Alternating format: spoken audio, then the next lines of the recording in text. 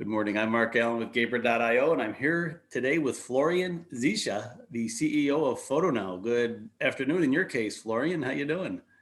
I'm doing great. Great to be here. Thank you for joining us today. I know it's 5 o'clock where you are, so the weekend's about to start. So thank you for joining us. So to start with, can you share a brief background of yourself and your work experience?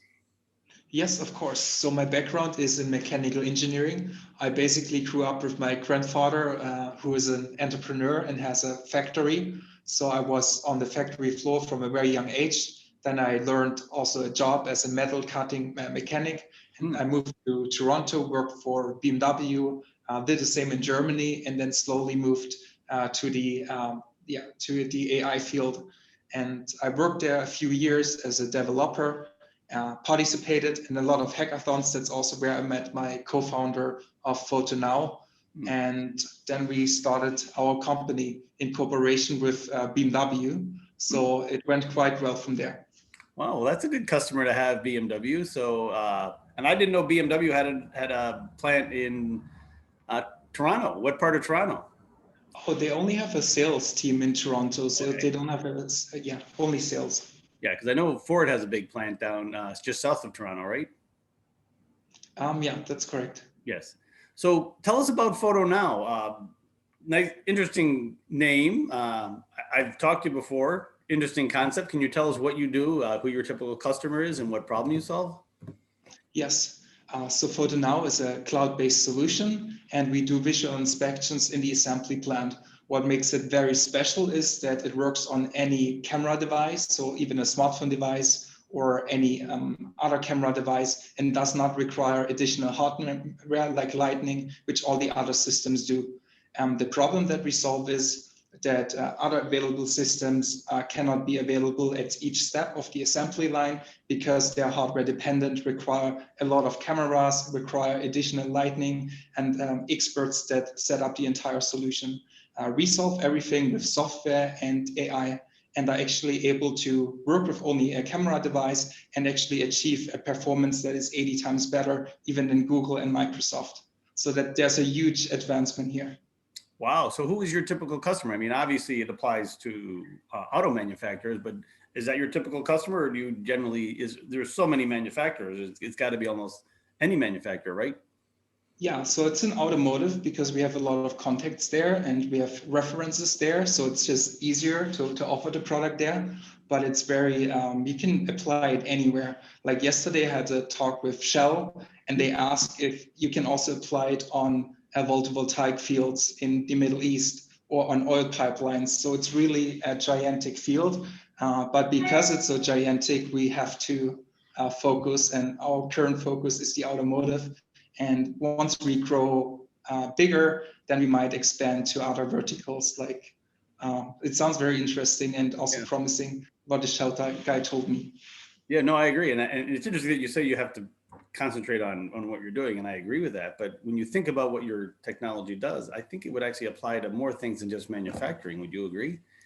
Absolutely, but it's already a crazy gigantic space. Like even in manufacturing, it's about a $3 trillion market that we could potentially solve, but it's unachievable. It's such a gigantic market just in manufacturing, but you can apply it in many other fields and domains. Wow, that's very interesting. So how long have you been in business? For 3 years, we started as a consultancy with a focus in computer vision, AI, cloud, and then we worked on FotoNow at the same time, about 50%, and then it really went off with great customers that also asked for the solution. And so basically for the last 16, 18 months, we focus full-time on it and on our team of 12, which is rapidly growing right now. Interesting. And are you 100% based in Munich? We are based in Munich. We actually wanted to move to the United States in the beginning of the year, and then it was postponed, the flights, and then I couldn't fly at all. But the idea was actually to move to New York or San Francisco. Oh, very nice. Well, if you decide to come to San Francisco, give me a call. I can show you around. So if you're 100% based in Munich, do you allow remote work, or do do you have an office that everyone comes into, or pre-COVID, obviously? So also right now, even the team that's in Munich, I asked them to stay home because of the regulations, and I want to make sure they don't get sick. And so we work remotely most of the time. We have advisors in the United States, so we obviously work remotely with them, and also with our team in Pakistan as well. Oh, very interesting. And I have to believe the nature of your work, a certain amount of it has to be, at the manufacturing plant, right? Which is Yes. remote, but you're still with people, right? And then the software development, I'm assuming, can be done from almost anywhere, correct? That is correct. Yeah. So interesting. So one of the questions I usually ask is, did the pandemic, cause any challenges? If you were thinking of relocating your company, obviously that's the first big challenge, right? I mean, the biggest challenge was that the manufacturing plants were all closed. Mm-hmm. So that's actually also when we decided to go more towards just software, because you cannot travel on site. And so that was a big problem in the beginning. Mm-hmm. But I think we adjusted quite well. And we now organize our team. We do like morning meetings with everyone. We do task setting each Monday. We do team huddles on Friday, and we try to do even some game nights, or sometimes send everyone a Starbucks voucher. So that's how we try to keep everyone happy. Interesting. They have Starbucks in Pakistan? I have to ask for that. I think they in have Germany for sure. Yeah. Definitely. And what's the time difference between Munich and Pakistan? I don't even know. What is the difference in time? Yes. I believe it's 3.5 hours. Oh, that's not much. Yeah, So that's basically okay. the same. Not New too York. bad. Yes. To San Francisco, to our coaches, and for business contact, there's a bigger gap. So sometimes we have to take meetings really late, 2, 3 a.m. in the morning. So like this is probably the middle of your day, right? Pretty much it is, yeah. So it's not quite your weekend. You get to celebrate that in a little while.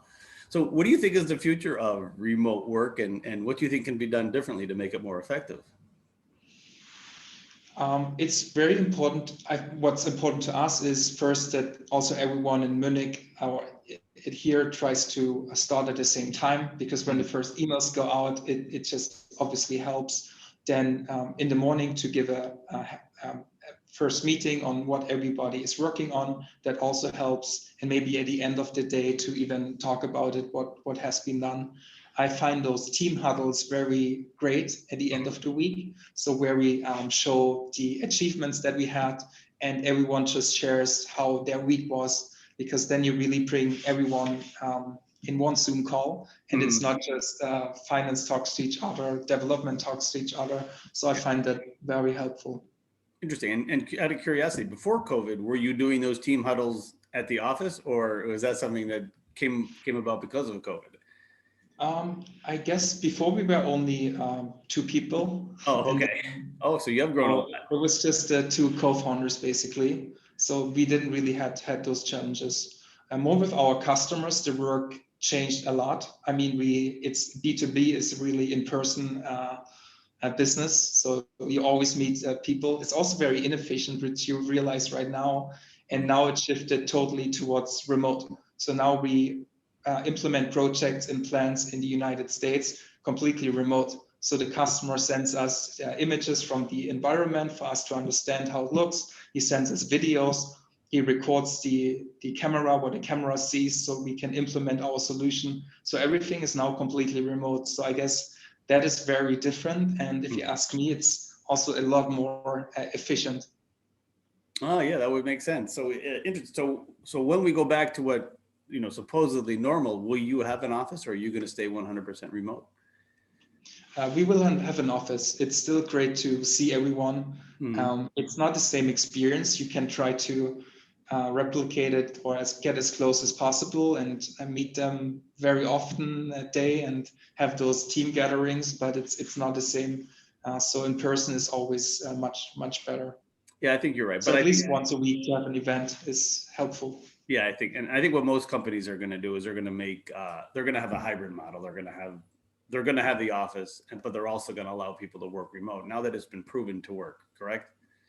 Yeah, and that's also great because it also gives you more freedom. Mhm. You get more responsibility. You still have to get your job done, but you also get more freedom. You can work on your own things and then to still get your work done on the late hours. Yeah, and out of curiosity, you said you started with 2 people at the beginning of the year, and now you have 12. So you've actually had to hire 10 people. And did you do it all remotely? Did you do it all by Zoom, or did you meet any of them in person? We do it by Zoom right now. So we have a longer HR process with various steps, phone screening, and then we have different stages of interviews, but everything is remote right now. Oh, interesting. So, well, Florian, I want to thank you for your time today. Well, originally I was going to say have a nice weekend, but since it's the middle of your day, have a good rest of your day, and hopefully that deal with Shell flourishes and you do well there. So, thank you for joining us today. Thank you. It was great talking to you. Bye.